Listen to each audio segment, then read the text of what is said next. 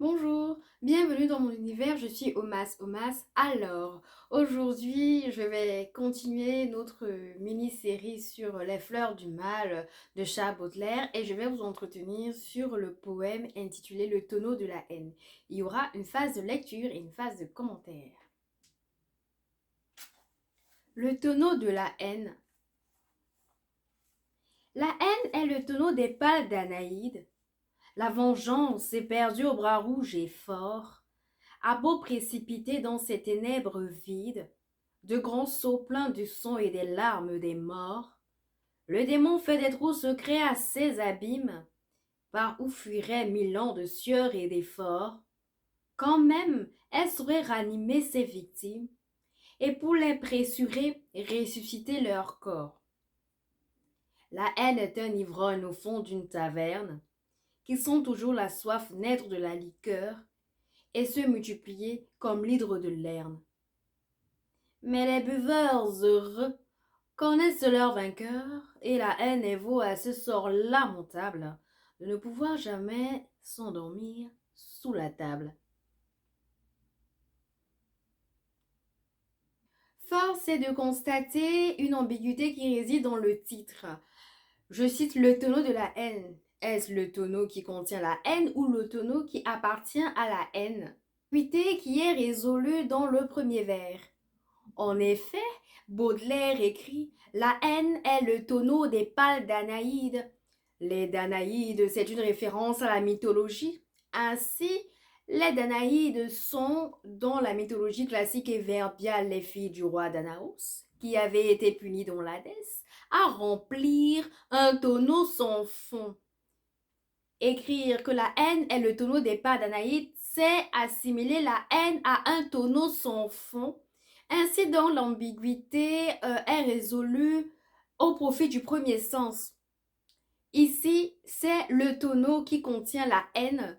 C'est comme ça qu'on devrait, à mon sens, voir ce titre. Le tonneau de la haine doit être vu comme le tonneau qui contient la haine et non pas comme le tonneau à qui appartient la haine.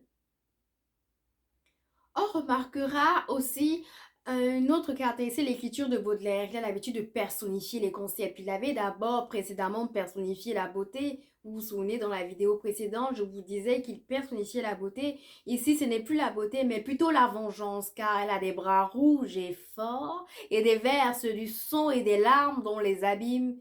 Elle déverse du sang et des larmes dont la haine qui est finalement assimilée au contenant, et la vengeance qui est assimilée aux Danaïdes.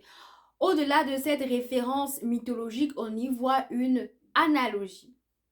Quand Baudelaire écrit La haine est un ivrogne au fond d'une taverne qui sent toujours la soif naître de la liqueur et se multiplier comme l'hydre de Lerne. Déjà, il est important de parler de cette référence mythologique. Dans la mythologie, l'hydre de Lerne, c'est un serpent dont les têtes renaissent à mesure qu'on les coupe. Donc, on ne peut pas tuer ce serpent en coupant ses têtes car elles ont vocation à repousser ou à se multiplier.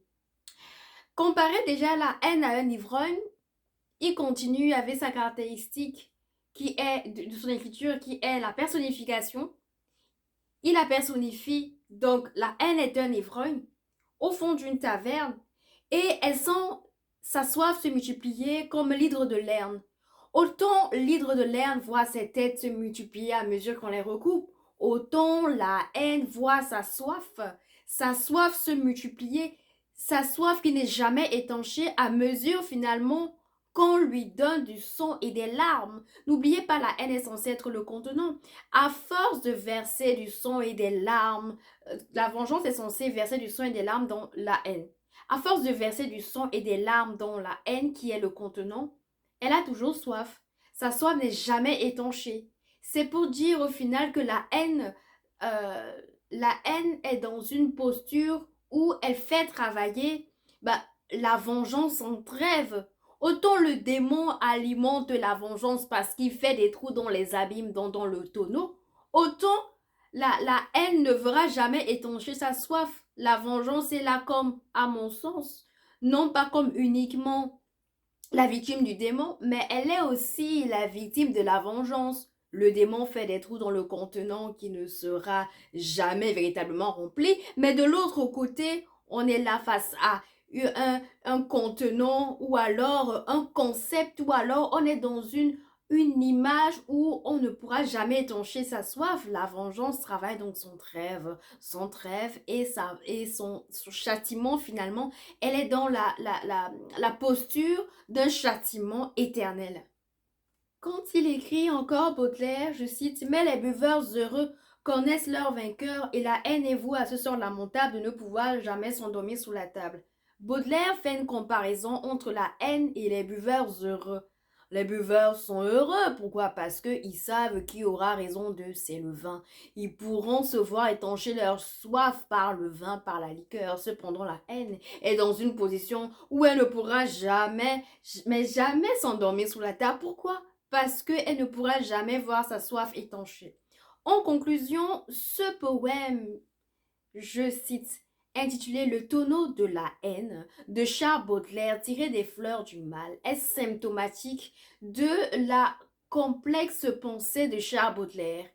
Dans ce court poème, mais riche, on est face à des analogies, on est face à des personnifications, on est face à des références mythologiques.